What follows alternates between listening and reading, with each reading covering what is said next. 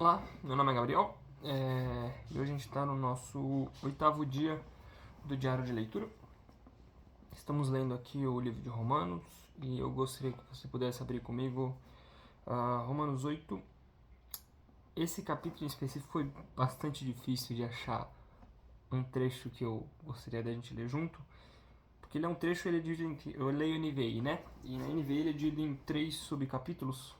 O primeiro é a vida pelo Espírito, o segundo é a glória futura e o terceiro é mais que vencedores. E esses 3 subcapítulos dentro do capítulo são excelentes. Então ele começa aqui falando sobre a vida pelo Espírito, então aqueles que vivem pelo Espírito não obedecem mais às vontades da carne, e a carne e o Espírito estão lutando um contra o outro, mas nós não somos mais escravos do Espírito, nós somos mais escravos da carne, agora somos escravos do Espírito, encontramos salvação nesse processo. Depois ele fala da glória futura, dizendo que agora os que vivem pelo Espírito receberam a adoção de Deus e são considerados filhos e co-herdeiros com Jesus Cristo e têm uma glória futura, onde as dores do presente não se comparam ao que receberemos no futuro. E por fim ele fala aqui dos mais que vencedores. E aqui nesse pedaço aqui, vários versículos clichês, né, famosos. Então, se Deus é por nós, quem será contra nós? Mas todas as coisas, blá, blá, blá. Pois estão convencidos que nem a morte, nem a vida, nem anjos, nem demônios, nem presente, nem futuro, nem quaisquer poderes, nem altura, blá, blá, blá, blá, blá, poderá nos separar do amor de Deus que está em Jesus Cristo. Tinha mais um aqui que é famosinho. Não me lembro agora. De qualquer jeito. Aqui, ó. Sabemos que Deus age em todas as coisas para o bem daqueles que os amam. Daqueles que o amam. Pois aqueles que de antemão conheceu também os predestinou. Então, eu digo só que esse capítulo em específico é difícil de achar um trechinho. E justamente por ele ser um capítulo difícil, cheio de coisas que chamam atenção, eu quis pegar que menos chama atenção, menos salta aos olhos. Então, eu acabei de ler um monte de partes que a gente conhece bastante, são bastante falados, são bastante repetidos.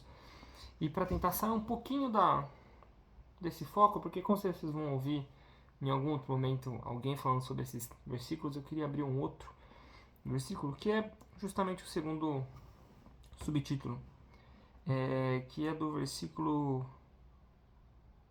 18 até o 22, acho que ele é legal para nós. Então vamos lá. Considero que nossos sofrimentos atuais não podem ser comparados com a glória que nos será revelada.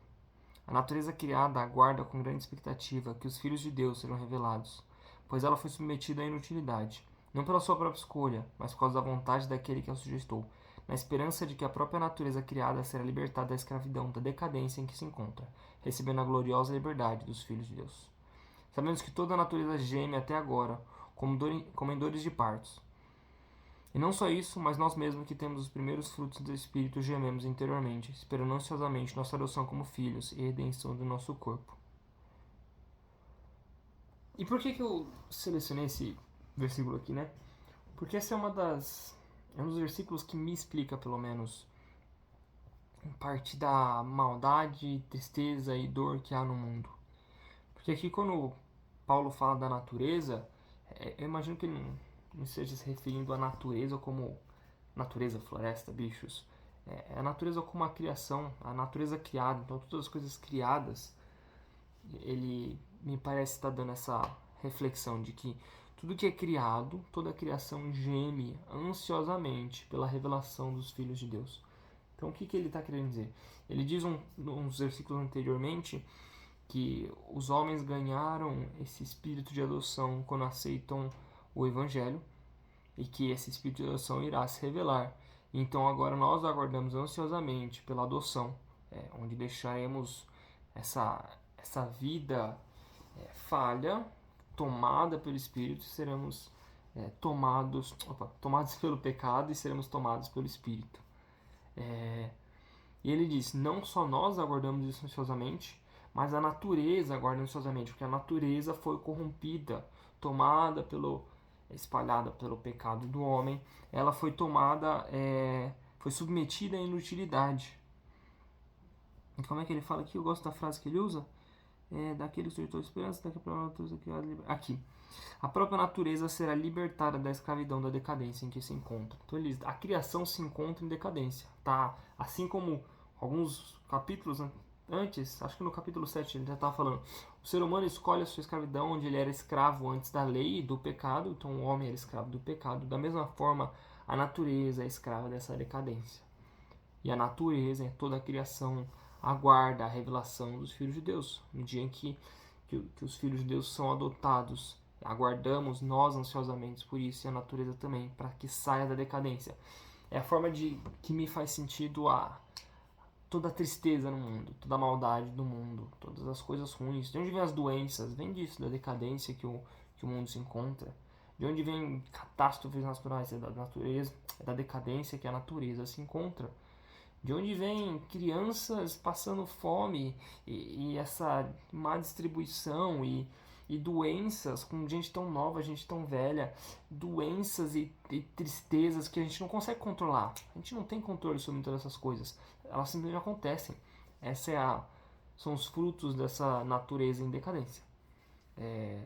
E nós, juntamente com a criação, aguardamos que o Espírito nos adote para que por vezes essa decadência acabe, que não haja mais choro e dor. E eu escolhi isso aqui porque é um texto menos, perto de textos tão chamativos, brilhantes. Ele acaba se ofuscando um pouquinho, mas ele me revela um pouco do que me faz sentido, do que nos faz entender de onde vem a maldade. E ela vem disso, parte dela vem disso, de a natureza e a criação ter sido colocada debaixo de um jugo da decadência devido ao pecado do homem que de alguma forma se espalhou para toda a criação. Então eu queria convidar vocês a orar comigo. Deus, Tu és soberano sobre tudo que existe.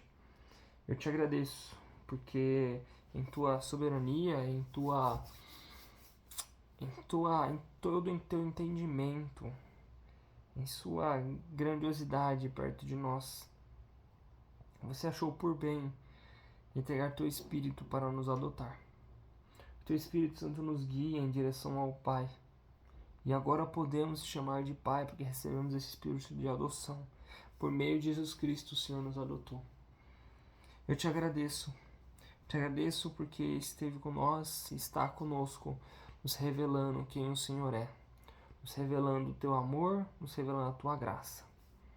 Obrigado porque o Teu Evangelho nos aproxima de volta a Ti. E junto com a natureza aguardamos ansiosamente pela nossa adoção. Aguardamos ansiosamente para podermos estar com o Senhor, meu Deus. Dizemos Maranata, hora vem, venha logo, Senhor. Volte, Jesus, para nos resgatar, nos adotar deste mundo mal.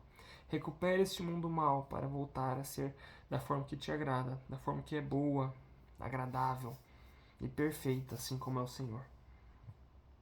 Que todos os dias o Teu Espírito Santo nos relembre disso, nos dê essa memória, de ansiarmos pela Tua volta, de ansiarmos para estarmos no céu novamente com o Senhor. Obrigado, meu Pai, porque ouve minha oração, ouve a oração do meu irmão do outro lado da tela. E que nossas vidas sejam para louvor do Teu nome. Amém. É isso por hoje. Obrigado por estar aqui mais um dia. Tchau, tchau.